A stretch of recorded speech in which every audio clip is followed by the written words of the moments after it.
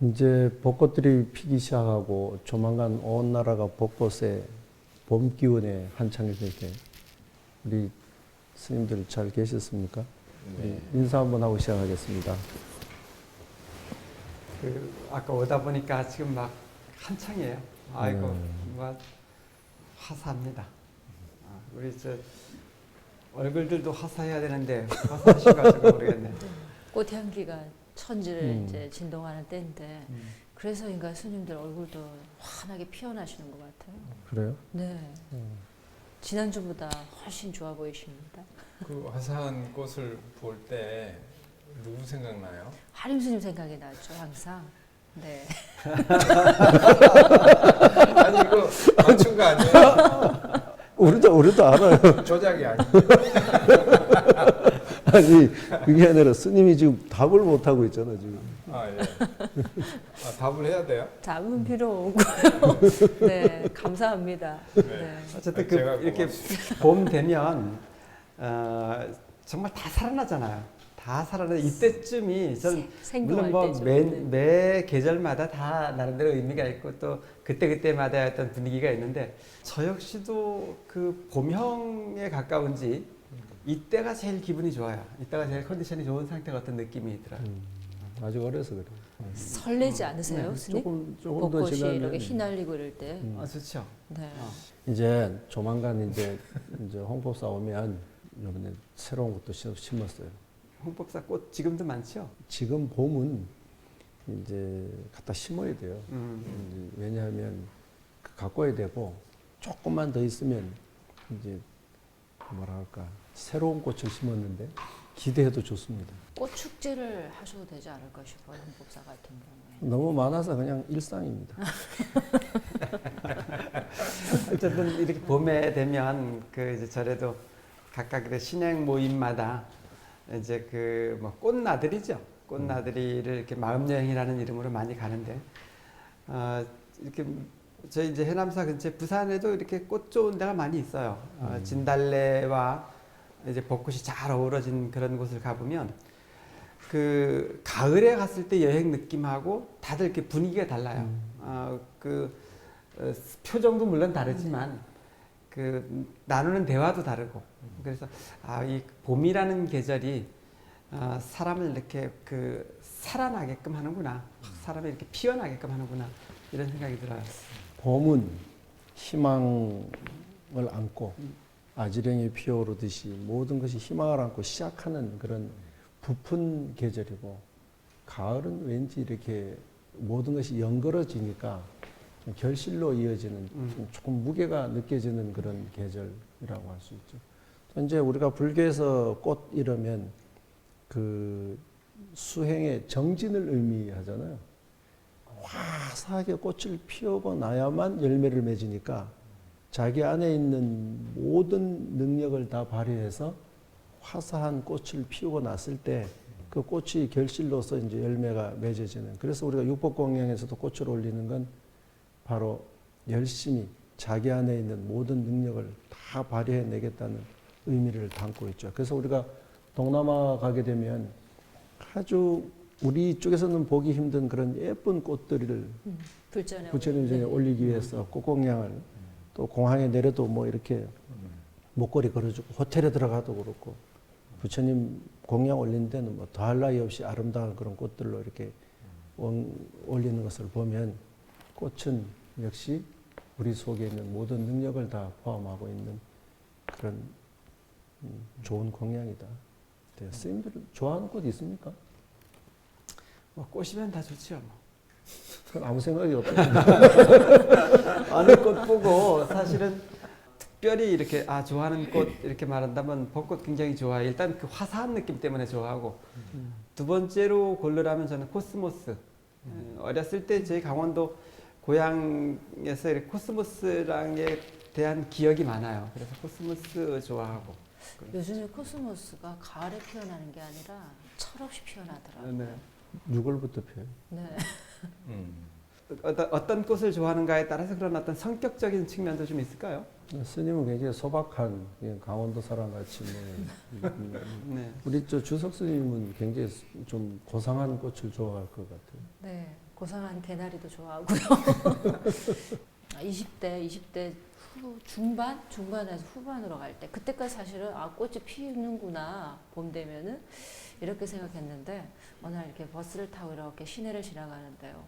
그 담장 너머로 시내에 담장 너머로 목련이 탁 피어가지고 담장 밖으로 이렇게 나왔는데 그 모습 너무 예뻐 보이는 거예요.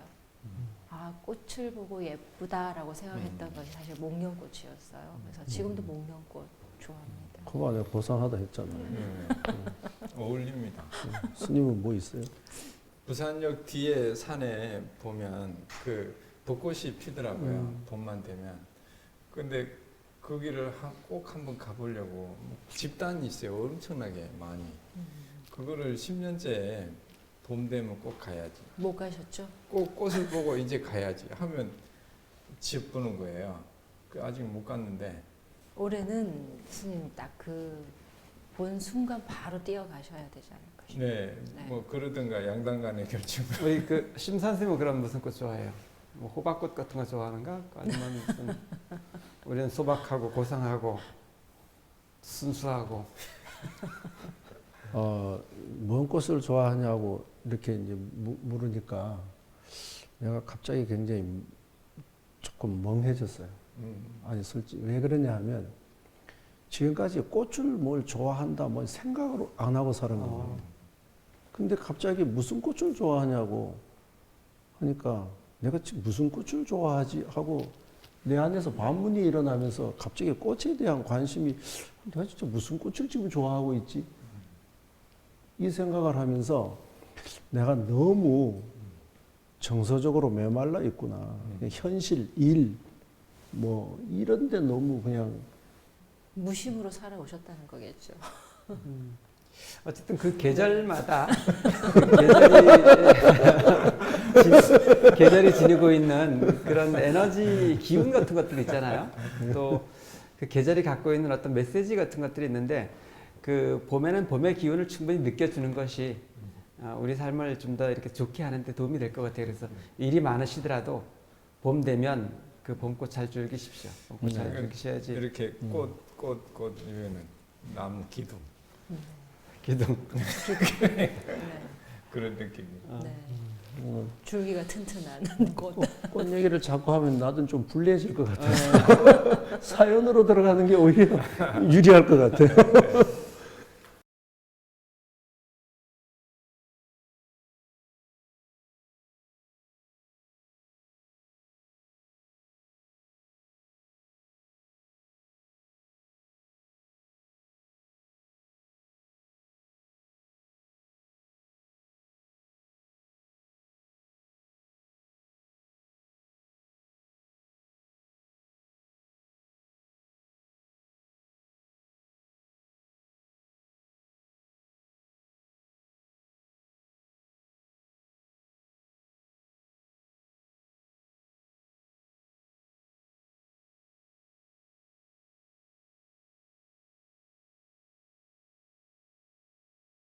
스님들 안녕하세요.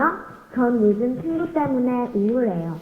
제가 친구에게 실수를 했는데 미안하다고 해도 친구가 사과를 안 받아줘요.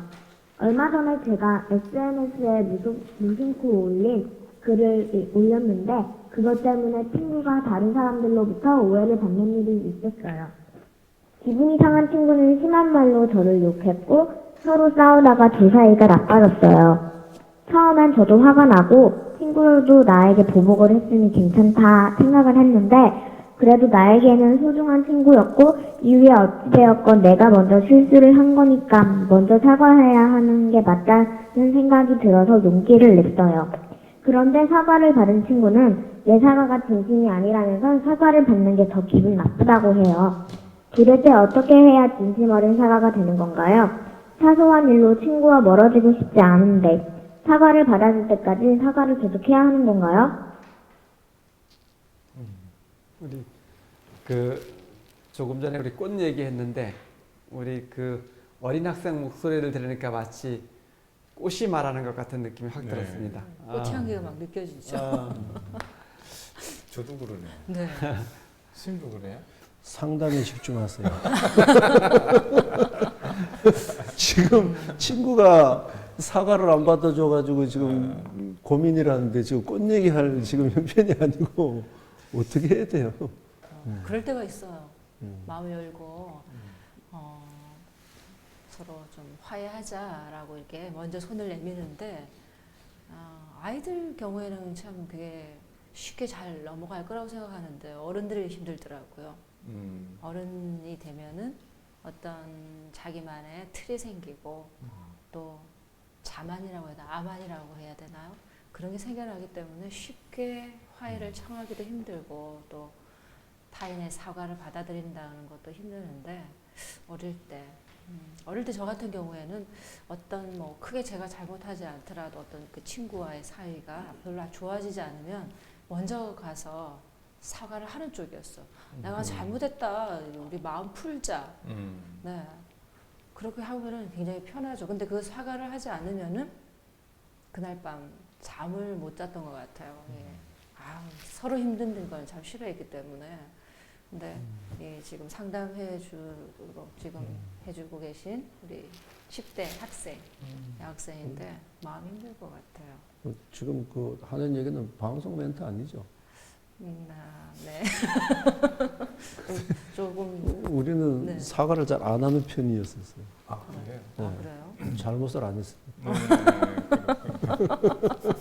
그렇군요. 실제로 내가 지금 이 상담 사례를 현장에서 목격을 했어요.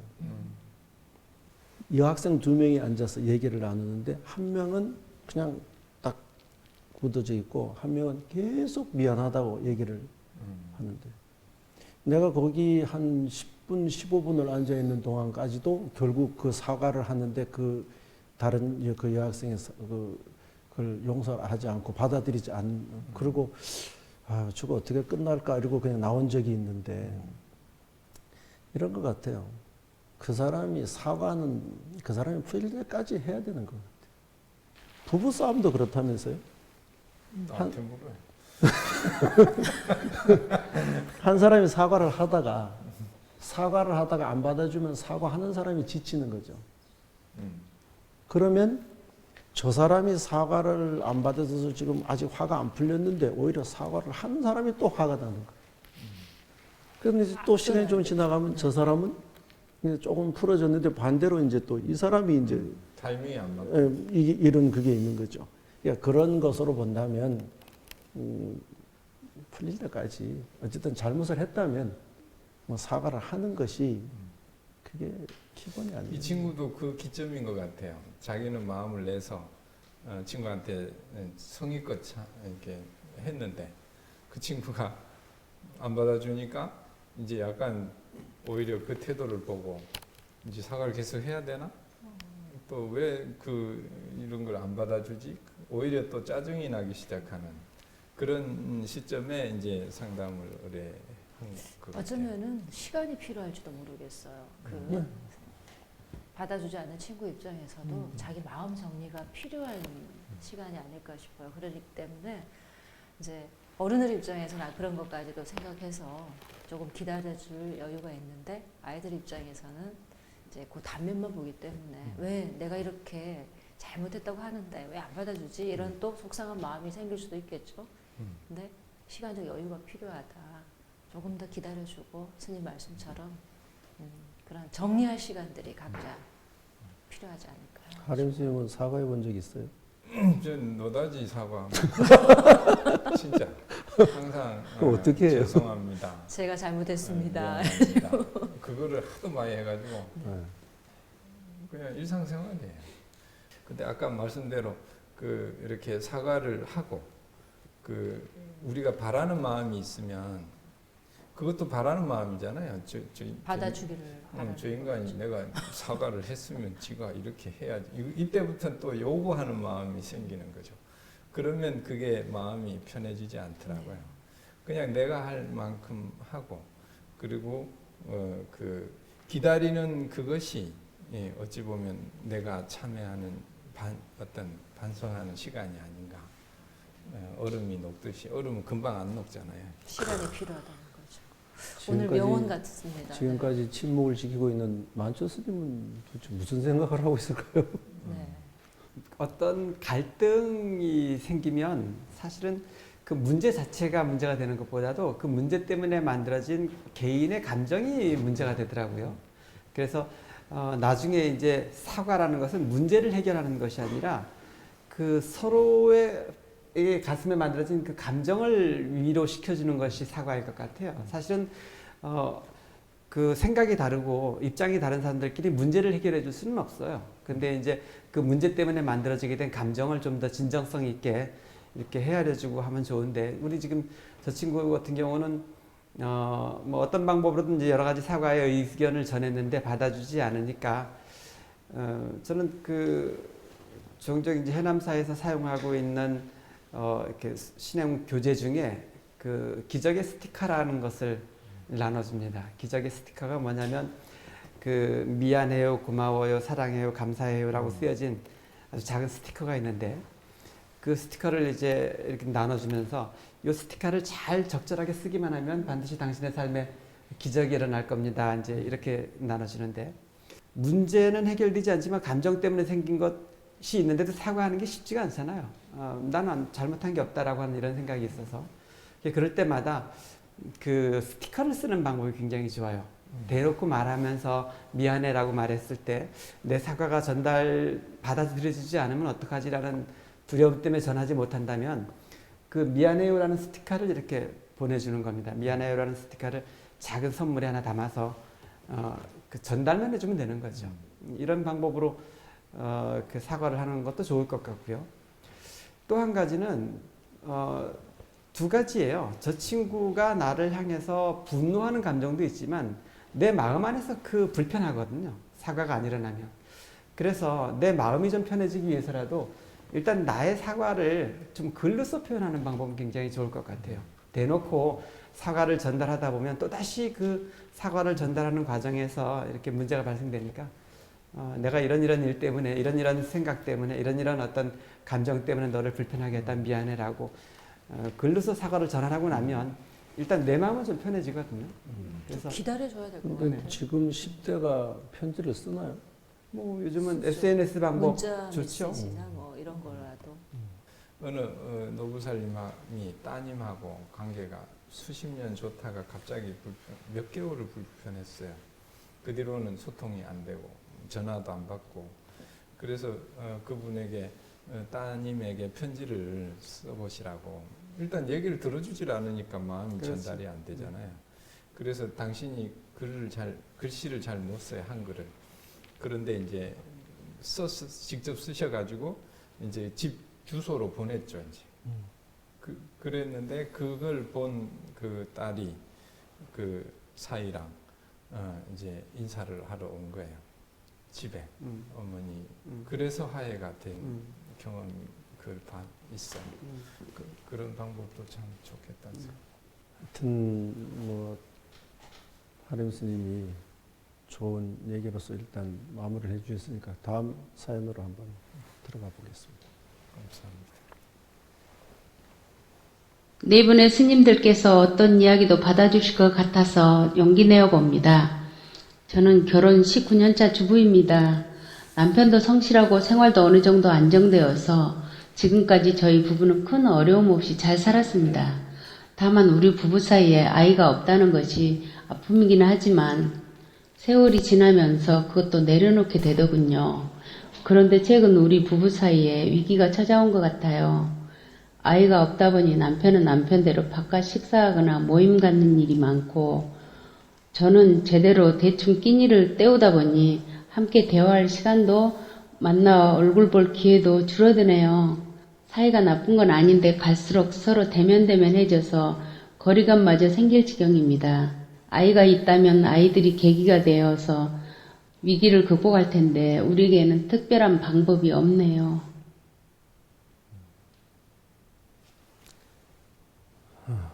아주 안타깝게 여겨집니다. 아이가 없다라고 하는 것이 문제가 되는 것은 아닌데 이제 그 지금 그 질문 주신 물자님은 이렇게 생각하는 것 같아요. 아마도 나와 남편 사이에 조금은 더 이렇게 건조해져 가는 이유가 아이가 없기 때문에 오히려 건조해지는 것 아닌가 이런데 그 생각이 좀 이렇게 집중되어져 있는 것 같아요. 근데 뭐 젊은 시절에야 그 아이를 키우고 또 가정을 이제 그 준비해가는 과정에서 아주 열심히 살다가 어느 때가 되고 나면 좀 익숙해져 가고 또 익숙해지다 보면 각자의 생활들을 좀 더 이렇게 집중하게 되면서 실제 두 사람의 관계는 좀 굉장히 건조해지는 것 때문에 그러다 보면 이제 뭐 작은 충돌이라도 생기면 그 예전에는 충분히 용납하고 이해할 수 있었던 것도 자꾸 이제 요구하게 되고 또 화로 만들어지게 되고 그런 갈등을 많이 겪는 것 같아요. 아이가 없는 문제로 모든 것을 몰아가기보다 스님 얘기처럼 그것을 이제는 그냥 접고 그건 이제 인생 속에서 다시 얘기한다고 해서 돌이킬 수 있는 상황이 아니니까 그것 때문이라는 생각을 접고 지금 이 상황에서 우리가 행복할 수 있는 길이 뭔가에 대한 고민이 오히려 더 발전적이지 않을까. 왜냐하면 요즘 신세대들은 결혼을 하지도 않으려고 하지만 또 결혼을 한 후라도 아이들을 낳을 수 있는데도 불구하고 아이를 일부러 안 낳는 부부들도 지금 많이 늘어가고 있는 추세라고 하잖아요. 그렇다면 자꾸 그 안에 있는 피할 수 없는 현실을 원인으로 보고 거기에 매이기보다는 그것을 극복할 수 있는 것, 세태도 한번 바라보고 마음의 여유를 가지고 봐야 되지 않을까 일단 그런 생각이 듭니다. 19년 되셨다고 하셨죠. 근데 사실은 보살님 혼자만의 잘못도 아니고 아이가 없는 것이 스님들 말씀처럼 그것이 원인이 될 필요는 없고 좀 두 분의 마음을 합쳐서 대화를 나눠봐야 될 것 같아요. 그래서 혼자만의 그걸로 되는 것은 아니니까 거사님과 한번 충분히 대화를 나눠보시고 우리 이 모든 문제들이 대화 부족에서 소통 부족에서 오는 경우가 거의 90%라고 할 수가 있겠죠. 그래서 한번 진지하게 대화를 나눠보시면서 더 좋은 뭐 정말 그런 모임이나 술자리라든지 이런 자리에 나가는 것보다 안에서 이렇게 보살님 혼자서 마음 힘들어 하시고 계시니까 만약에 지금 이 거사님 함께 이 방송을 보신다면 대화할 시간 나누고 함께 하는 그런 뭐 취미라든지 또 신앙 활동이라든지를 통해서 관계 사실은 위기일 수 있는 이 시간을 좀 잘 극복하실 수 있으면 좋겠다라는 생각이 드는군요. 가족을 보면 대부분 아이 중심으로 나중에 네. 되더라고요. 그러니까 아이가 이제 사고를 많이 치는 집의 부부는 사이가 좋아요. 오히려 대화가 훨씬 많이 하는 거예요. 근데 아이가 순조롭게 잘 크는 아이의 부모님들은 대화가 너무 적어서 어찌 보면 이제 우리 부부도 그런 대화의 거리가 너무 이제 네. 없었겠죠. 아이 문제가 없으니까. 그래서 그 자식이 뭐 소곤식이지만 또 부모님에게 그런 역할도 하는 걸 많이 봤습니다. 사실은 결혼하고 19년 동안 어쩌면 저 두 부부는 당신들의 삶을 살려고 노력했기보다는 우리가 아이가 없음이라고 하는 문제에 집착하고 살지는 않았었을까 이런 궁금함이 있긴 해요. 그래서 항상 뭔가 난 부족해 아이가 없어서 우리는 뭔가 조마조마한 이런 생활을 해오셨을 텐데 지금부터라도 저는 아이가 없기 때문에 누릴 수 있는 것들이 또 많거든요. 함께 영화를 본다거나 함께 취미 활동을 한다거나 아이를 키우는 에너지를 당신 두 사람이 만들어갈 수 있는 또 다른 에너지로 전환할 수 있는 것들이 있었을 텐데 그것들을 지금 모색해 볼 필요가 있다 이 생각을 합니다. 삶에 있어서 남편과 아이를 놓고 볼 때 지금 삶의 비중이 어느 쪽으로 더 관심이나 생각이 가느냐고 물었어요. 그랬더니 한 사람은 남편을 아기 같다고 하고 계속 얘기를 했고 한 사람은 남편을 왼수라고 얘기를 했어요. 그래서 내가 물었어요. 그러면 자식과 남편이 어느 정도 삶의 비중이 어느 쪽으로 더 관심이 가느냐라고 하니까 왼수 같아도 남편 쪽으로 간다. 마지막 삶의 어떤 시간대로 가가면 자식보다는 남편의 부부가 더 의지하고 가는 것이 긴 시간 남은 일이라고 생각하니까 두 분이서 우리 인생의 삶의 어떤 목표를 좀 수정을 하고 만춘 스님이 얘기했듯이 자식이라는 부분에서 이제 수정을 하고 남은 여생을 어떻게 하는 것이 행복할 수 있을까에 대한 진솔한 고민과 대화가 이 문제를 해결할 수 있는 아마 열쇠가 되지 않을까 이런 그 생각을 하나만 더 이렇게 당부드리면 이제 사실은 이 질문하신 분만의 사례가 아니라 그 중년 부부들이 다양하게 겪는 일들일 수도 있는데요. 그 갈등이 만들어지게 되면 그 갈등의 대상을 항상 이렇게 남편 또는 아내에다가 포커스를 맞추려고 하는 경향이 있어요. 그래서 제가 가끔 이렇게 조언을 하는 방법으로는 당신의 삶을 사십시오. 당신이 더 향기로워야 하고 당신이 더 좀 꽃처럼 피어나야만 그 관계가 이렇게 개선되어지지 상대가 어떻게 해주기를 바란다거나 내가 이 관계를 뭐 해결해 가기 위해서 뭔가 두 사람의 관계가 건조해져 있다면 두 사람의 관계 속에서 뭔가 문제를 해결하려고 하지 말고 당신의 삶을 좀 더 주도적으로 살아보십시오. 이렇게 권유하기도 해요. 그래서 개인적인 어떤 취미 활동을 해보고 개인적인 어떤 삶의 비전을 다시 한번 설정해 봄으로 통해서 내가 다시금 아름답게 보여지는 거죠. 누군가에게. 그랬을 때 오히려 관계가 더 개선되기 쉽다 이런 생각을 하기도 합니다. 이제는 정말로 이제 연세도 들어가면서 의지할 때가 이제 아까 부부밖에 없는데 어찌 보면 남편하고 대화를 하고 싶은 거죠. 이제 그렇죠. 네. 대화를 하고 싶은 마음이 많은데 소재거리가 뭐 아들 외에는 이제 소재거리가 없다라는 것이 굉장히 고민인 것 같고, 근데 그걸 이제 남편이 아까 말씀대로 공감을 하고 호응을 해줘야 이제 서로 뭐 이렇게 새로운 길을 찾아갈 수 있을 것 같아요. 이분들뿐만 아니라 그 부부들이 이렇게 하루에 1시간 정도라도 대화하는 시간을 한번 의도적으로 만들어 볼 필요도 있다 억지로라도. 싶어요. 어느 관계에서든지. 그러다 보면 차 한잔 나누면서 이야기하다 보면 또 서로에 대해서 이해하게 되고 조금 더 친숙해지지 않을까 그런 생각이 듭니다. 아무튼 또 마음속의 아픔인데 드러내서 함께 해결해 보고자 하는 마음 내주신 우리 사연 보내주신 분에게 감사하고 조금이나마 뭐 보탬이 되고 도움이 됐으면 하는 그런 바람입니다.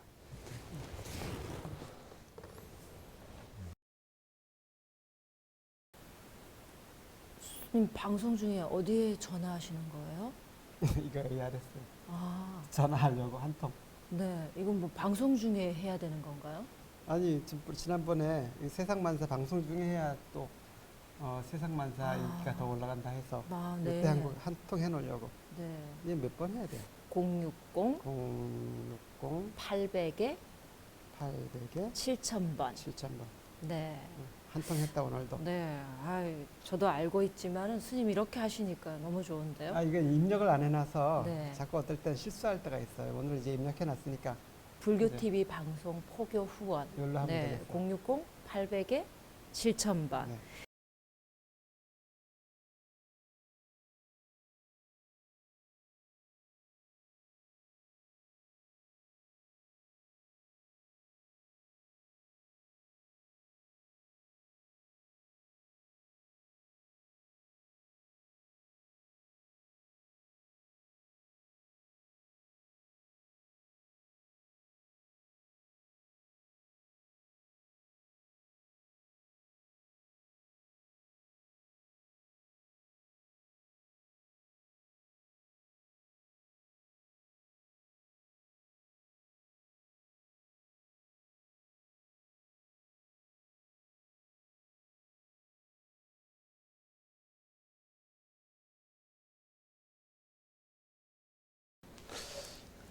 이곳은 꽃으로 그림이나 뭐 글씨를 만드는 곳인데 우리가 조금 전에 한번 체험해 봤잖아요. 네. 어떠세요? 기분이? 그래도 하림 스님이 참 잘 만드셨어요. 삐뚤어지지 않고. 네. 전 뭐든지 잘해요. 나는 그 이렇게 꽃잎이 망가질까봐 조심조심 하느라고 나는 늦은 거고 꽃을 사랑하지 않는지 뭐 그냥 툭툭툭 눕는 바람에 자른 거고. 네. 네. 그 꽃잎들을 자세히 또 가까이 보니까요. 우리가 이렇게 멀리 꽃을 놓고 보는 거랑 느낌이 좀 다르더라고요. 가까이서 보는 거, 멀리서 보는 거. 네. 사람 사는 것도 그와 같지 않을까요? 요새 가까이 보아야 뭐 아름답다, 뭐 오래 보아야 뭐 사랑스럽다, 뭐 이런 말이 네. 있는데 이 앞화를 하려고 하면 네. 자세히도 봐야 되고 네. 그렇잖아요. 네. 그 모양을 다 살려내기 자세히도 봐야 되고 또 그것이 이제 눌려주고 하는 과정을 보려면 오래도 봐야 되고 꽃을 제대로 관찰하는 것 같아요. 운동이나 등산을 하면은 기분 좋은 느낌이 12시간을 간답니다. 네. 근데 이 꽃으로 이렇게 꽃놀이를 하고 나면 아마 한 좀 더 갈 것 같아요. 근데 그걸 싫어하면 어떻게 될까요? 시? 음. 얼마 전에 정호승 시인의 시집을 봤어요. 그 봄에 잘 어울리는 시가 있어서 그 낭송해 드리려고 가져왔습니다. 제목이 벗에게 부탁함이에요. 벗이여, 이제 나를 욕하더라도 올 봄에는 저 새 같은 놈, 저 나무 같은 놈이라고 욕을 해다오. 봄비가 내리고 먼 산에 진달래가 만발하면 벗이여, 이제 나를 욕하더라도 저 꽃 같은 놈, 저 봄비 같은 놈이라고 욕을 해다오. 나는 때때로 잎보다 먼저 피어나는 꽃 같은 놈이 되고 싶다.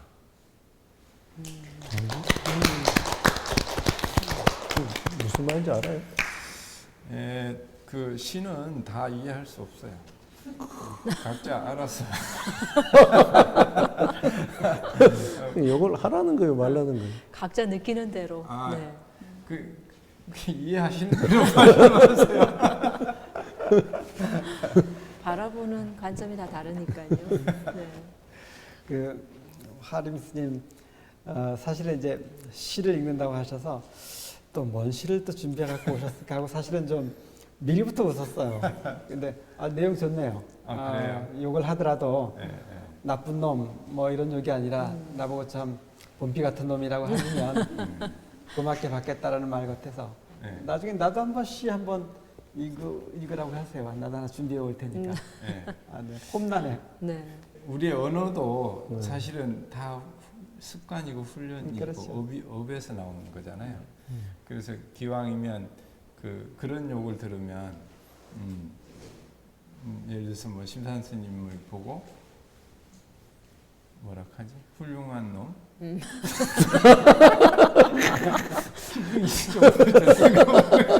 네. 아니 내가 보니까 스님 진심이 나온 것 같아요. 네, 시를 빌려서 이렇게 그러니까. 또 방송 금지 언어를 사용하는 것이 아닌가 싶어요. 아니 놈 여러 번 나오는데 뭐. 네. 아니, 이제 안 되겠어요. 이제 사연으로 가야 되겠어요. 아 예. 네. 오늘 저에게 이렇게 또 편지가 미대생이라고 보내주셨는데요. 박경미 님이신데, 안녕하세요 스님들. 언젠가 주말에 우연히 엄마랑 TV를 보다가 BTN에서 세상만사를 알게 되었어요. 처음에는 스님들이 너무 웃기셔서 저런 방송도 있나 신기해서 보기 시작했는데 차츰 방송을 보다가 보니 저도 문득 스님들께 저의 고민을 말씀드리고 싶어졌습니다. 저는 대학에서 디자인을 전공하고 있는데 올해 졸업반입니다. 어릴 때부터 그리는 걸 좋아해서 종이만 있으면 그리고 색칠하고 주위 어른들과 친구들로부터 미술에 소질이 있다는 칭찬도 많이 받았습니다. 그래서 어렵다는 미대 입시도 무사히 통과해 원하는 대학에 왔는데 막상 학교에 오고 보니 제가 과연 미술에 소질이 있나 하는 회의가 자주 들었어요. 세상에는 나보다 뛰어난 사람들이 너무 많아서 나는 별거 아니구나 싶은 때가 정말 많습니다. 타고난 천재라는 말을 하지 않나요? 그런 친구들의 작품을 보면 제가 도저히 뛰어넘을 수 없는 벽이 느껴져요. 스님, 지금 제가 하고 있는 일이 나에게 맞는 것인지 이것이 나의 길인지 자신이 없습니다.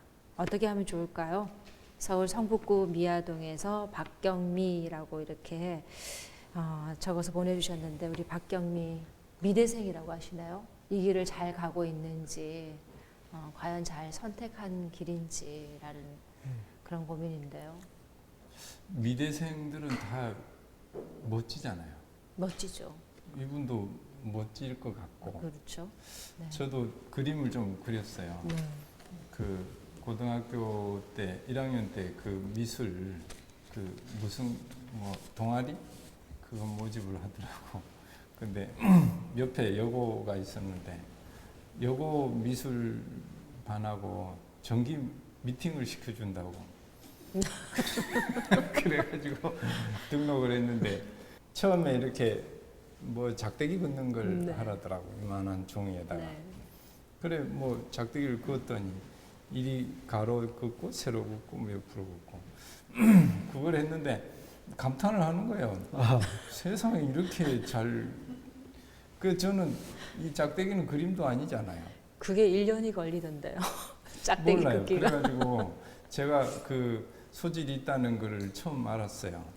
근데 한 달을 다녔는데 미팅을 안 시켜주는 거예요. 그 이후로 끊었어요. 그래서 제가 화가의 길이 네. 그때부터 접혔어요. 아마 많이 고민하는 부분일 거예요. 저도 미대 다닌 거 아세요, 혹시? 미대생이었는데. 분위기가 미대 분위기다. 네, 갑자기 미대 분위기로 가는데 2년 정도 미대에서 이렇게 그림 공부하면서 우리 박경미 학생처럼 고민했었어요. 제가 과연 이 길을 잘 갈 수 있을까?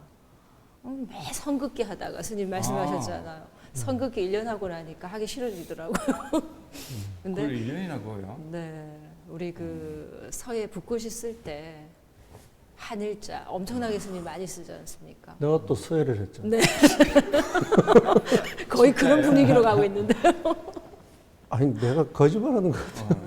서예를 했잖아요. 그러니까 추석 스님이 얘기하니까 뭔가 진정성이 느껴지고 아 진짜 이거 고뇌한 그런 느낌이 오는데 스님은 오로지 미팅 이러고 이렇게 미팅 이러고 그러니까 흔들림이 없는 거야. 미팅.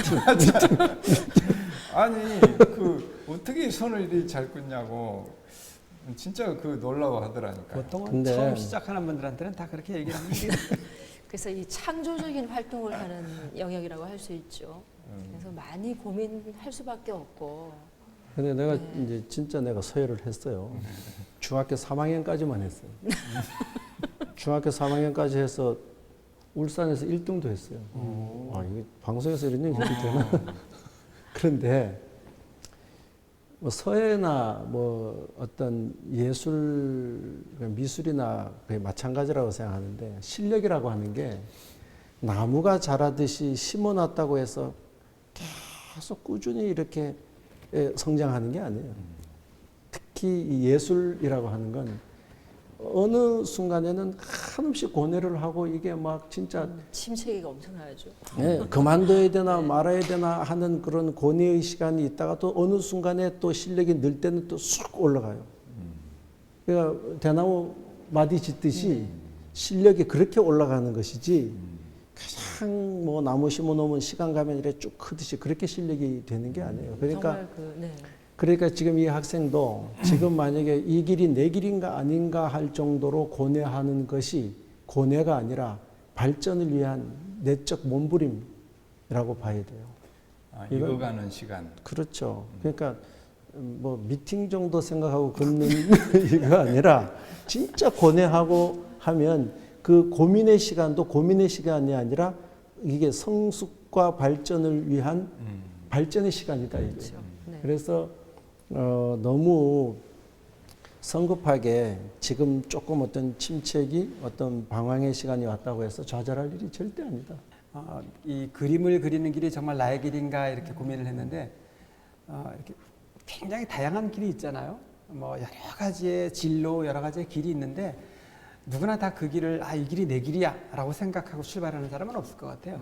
어떤 길을 가다 보면 점점 자기에게 익숙해지고 그게 다시 내가 가기가 편한 길이 되어지는 거고 또 그렇게 가다가 또 그 길이 아니다고 여길 때는 또 갈림길이 있는데 그 지금까지 지나왔던 내 어떤 여정이 다 무시되고 새롭게 가야 되는 건 아니더라고요. 또 거기서 다시 또 새로운 길들을 발견해서 가게 되고 그래서 좀 꾸준히 좀 이 자기 재능을 좀 믿고 한번 가는 데까지는 가보는 것이 좋지 않나 이런 생각이 드네요. 고비를 잘 넘겨서. 음. 네. 이게 지금 고비가 아니고 네. 성장을 위한 몸부림입니다. 그래, 네. 그래. 성장통이라 생각하면 예, 되겠죠. 그렇죠. 네. 익어가는 시간. 네. 네. 어떤 일을 하든지 간에 그런 과정을 오는데 특히나 이런 예술 분야라고 하는 거죠. 그 분야에서 특히나 더 고뇌도 많을 것 같고. 어느 길을 가든 이분이 뭐 이 길을 가든 저 길을 가든 그 과정은 다 감수하고 견뎌내고 그 고비를 만나고 그거는 똑같은 것 같아요. 꼭 미술의 길이 아니더라도. 고통을 피하지 말고 당당히 맞아들여서 음. 하다 보면 좋은 결과가 있을 것 같습니다. 만초 스님 마무리 말씀 한 말씀 한번 하실까요? 네. 언제가 제가 그 이렇게 벌써 마무리해? 제가 마무리를 좀 길게 하죠. 아니 그게 아니고 제가 아까 할 얘기 있었는데 저 얼마 전에 그 김연아 있잖아요. 김연아와 아사다 마오가 있잖아요. 두 사람의 어찌 보면 어떤 그 시대를 우리가 살아서 그걸 영광으로 생각하는데 그 김연아가 그 아사다 마오는 천재였고 김연아는 그만큼의 천재가 아니었어요. 같이 11살, 12살 때부터 이렇게 했는데 아사다 마오는 그냥 김연아가 보고도 난 저 사람처럼 할 수 없다. 그 아사다 마오는 뭐 그 세계 최고 고난도 기술을 어릴 때는 그냥 쉽게 하더라는 거예요. 아무리 김연아가 연습을 해도 실패율을 낮출 수가 없는데 아사다 마오는 그냥 하는 거예요. 그래서 작전을 세웠다는 거예요. 그 최고 고난도의 것은 자기는 포기하는 대신에 자기가 할 수 있는 것의 완성도 그거를 더 성숙되고 더 완성도를 실패율을 낮추겠다. 이게 김연아의 작전이었대요. 근데 그 결과는 천재는 결국은 그게 안 되고 김연아가 세계에 가장 그 주목받는 사람이 된 그 길이 생각이 나서 네. 뭔 의미인지는 모르겠는데 하여튼 도움이 될지 모르겠어요. 언제가 제가 읽었던 책 이제 다 읽지는 못하고 제목만 본 것 중에 백합꽃은 장미꽃을 부러워하지 않는다라는 제목이 기억이 나요. 각각 누구라도 자기가 지니고 있는 어떤 분위기 또 영향이 있을 것 같아요. 그래서 제비꽃은 제비꽃답게 또 뭐 장미꽃은 장미꽃답게 자신의 다운 모습을 좀 더 발견해 나가는 것이 정말 좋은 지혜일 것 같아요. 오늘 박경리 학생한테도 그런 이야기로 조언을 해주고 싶어요. 자신의 그 재주를 믿고 최선을 다해서 열심히 해보라고 이렇게 격려를 드리고 싶습니다. 네. 이제 우리도 만초 스님은 만초 스님답게, 하임 스님은 하림 스님답게, 주석 스님은 주석 스님답게, 네. 저는 저답게 이렇게 살아가는 모습을 가지고 우리를 충분히 드러내는 그런 스님이 되고 불자가 된다면 세상은 뭐 남부로 할 것이 아니라 행복한 세상이 되지 않을까 싶고요. 그런 마음으로 다음 주까지 안녕히 잘 계시면 좋겠습니다. 또 다시 뵙겠습니다.